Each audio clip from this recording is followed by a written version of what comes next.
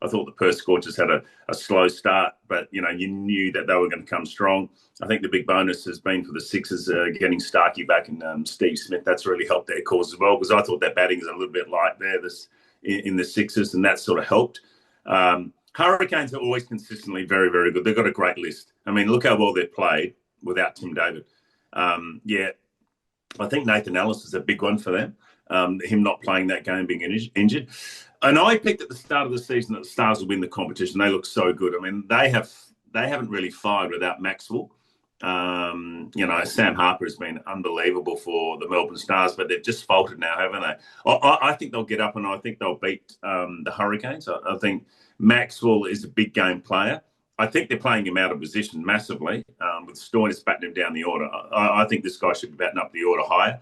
I wouldn't save him just for the power surge and after the 10 overs. That's what they want to do. I think he's better than that. I mean, he's going to the World Cup. He's better than 10 or 15 balls. So I think that if they get the combinations right, the Stars, they can beat the Hurricanes. Beating the Scorchers in Perth will be hard. I mean, there are a lot of travelling, and they play so well, the Scorchers at home.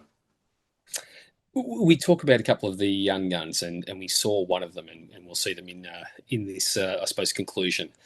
Marley Beman last night, he ends up getting the wicket of Steve Smith, but there was some saying this is a sort of coming of age over almost in that performance.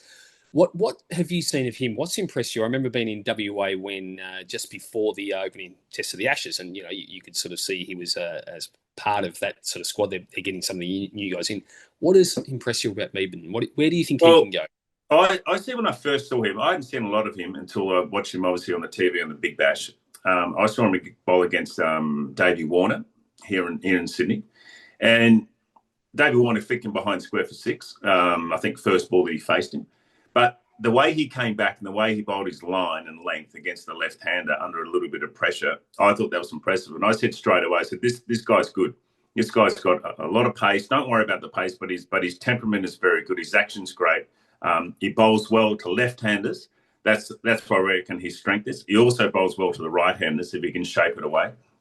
But you could just tell there his temperament was very good and his pace was consistent. So I thought that when I first saw him right back at the start of the BBL, I said if they can keep him playing, I think he'll be really, really good. I think him learning that in this T20 format, I actually think he's a 50-over bowler. I think he can be in the one-day side for Australia and certainly hold his line and length.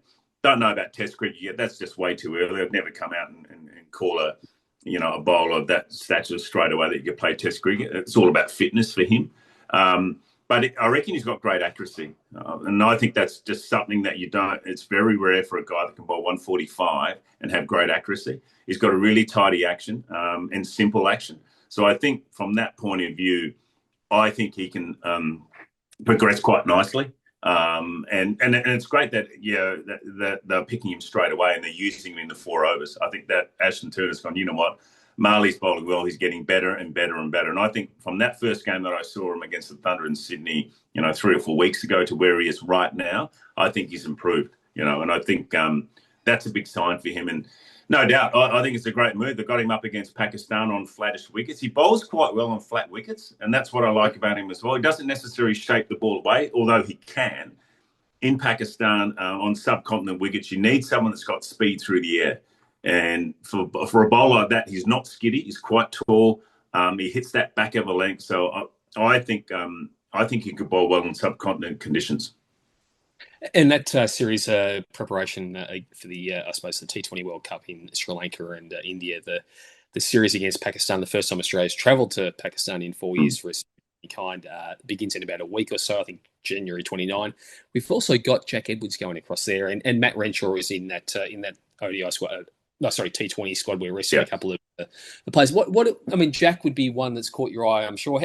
What's good about him and a couple of others from the BBL that you've there's a couple here that might make this in maybe not this cycle, but in the next sort of World Cup cycle, there's a couple to look for. Well, I think certainly in the T20, the one-day format, Jack Edwards has been a really strong performer. He's been a strong performer for the Sixers. He's put his hand up with the bat. He's put his hand up with the ball. He's excellent in the field.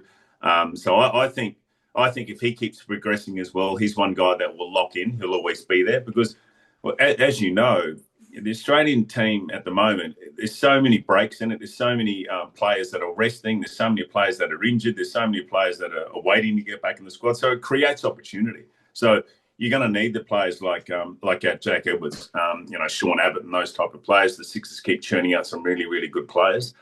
I think Will Sutherland from the Renegades is another one. He reminds me of a bit of a Jack Edwards. I think Jack Edwards has got him with the bat at the moment, but I think Will Sutherland's better with the ball. But they're two players that I think Australia can sort of back up in one day in T20 cricket. I think you're going to need those type of players. I think Chowdhury is a great player from the Hurricanes. I think he can come out and play T20 cricket for Australia and 50-over cricket for Australia. So you've got these young players that are getting their opportunity, but it's taken them, 3 or 4 years to get to where they are at the moment. And it's been a slow progression. They've taken on senior roles, and that's what I've loved about the BBL. I mean, Will Sutherland's the captain. He should be batting up in the order. He should be batting 4 and 5 for the Renegades. He's not. He needs to push himself up. Chowdhury's batted between 1 and 6 for the Hurricanes, and he's sort of taking the Tim David role, but I think he's better than that as well.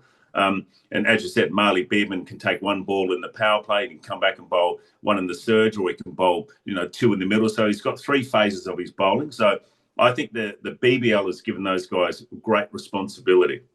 And I think that's why they're progressing. It's not going to happen with every cricketer.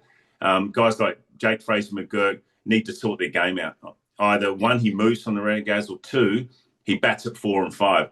I think gone are the days where you can just sort of go at the top of the order and just slog and think you're going to get away with it, and that gives you a free license. That's not improving his cricket. Where you see the guys like Sutherland, Beardman, Chowdhury, and Jack Edwards, they've taken on more responsibility. If players like Jake Fraser-McGurk want to, get better at their cricket, they need to take on more responsibility. And what I mean by that is they go, okay, well, Jake, you're going to bat 4 or 5 next season for the Renegades, but you're going to build an innings, and you're going to try and win us games. I don't want to see you at the top of the order just slogging, getting a free license, because I don't think that's improving his cricket. So he's got the talent. There's no doubt about it. But he needs to work and find a way for him to improve his game. And, that's the beauty of the BBL. They can do that if they get given that responsibility.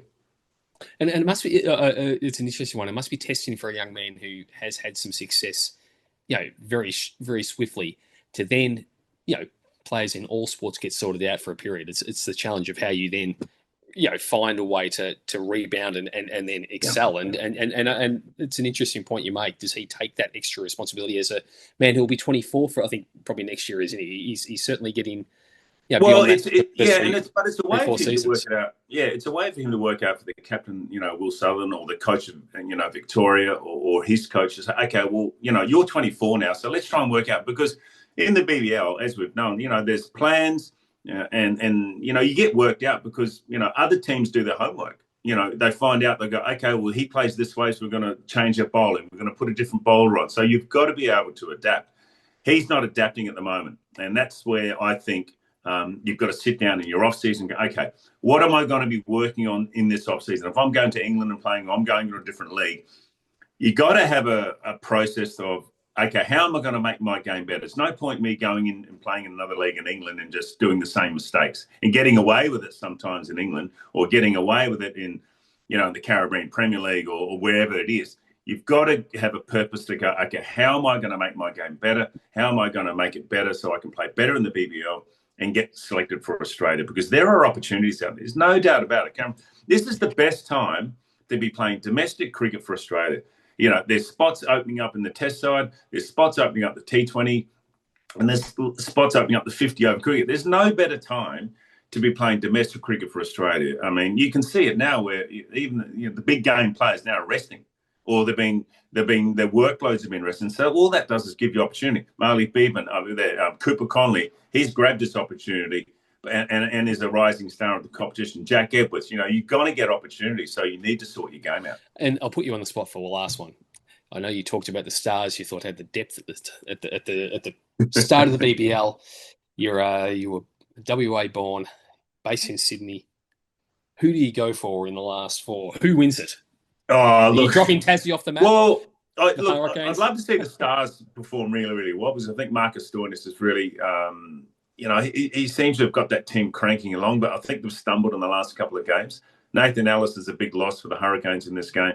Maxwell Stoinis, these big name players. Basically, Sam Harper's carried the side. I've loved Pete Siddle, the way he's bowled. I love Harris Rolfe, the way he's bowled in this BBL competition. I'd like the Stars to go through. I don't think they're going to beat the Scorchers. I mean, they've got to travel all the way over to the West again. But at the end of the day, you have a look at the Scorchers list, mate. It's so good. I mean, Ashton Turner, I even thought even during the BBL this season, could they put Ashton Turner in the squad for the World Cup? I mean, seriously, mate. He's batting 5 or 6, power hitter, can bowl. It's got all the attributes and all Great the experience. field. Yeah, and you can't fit him in the team, really. But I'm thinking, I think they need to put this guy in there. I need to get him into the squad. And then we still talk about Steve Smith. He should be in the squad as well. If they don't perform well in the World Cup, people are going to go, well, mate, Steve Smith should have gone, and Ashton Turner should have gone. All these players should have gone. So, that Perth Scorchers squad is exceptional. I think Mitch Marsh, he's a big game player. He's my pick for the best player in the World Cup. I think he'll come out and cream it. I mean, he's got unbelievable power, great sort of philosophy, the way he plays the game. I think players want to play for him. And as I said, and I think Cooper Connolly is a big game player, even though for a 22-year-old, he's improved and steadily on the rise with his game. So they're two good players. And then, as I said, you got Beban, who's bowled really well over there. Aaron Hardy is a power player in the middle order. So you look at the list there of the Scorchers, mate. You've got Richardson. Forgot about him. I mean, when you're forgetting about him, you go, oh my God, there you go. So that's a pretty good list. I can't see too many teams getting past that list, especially over there in Perth.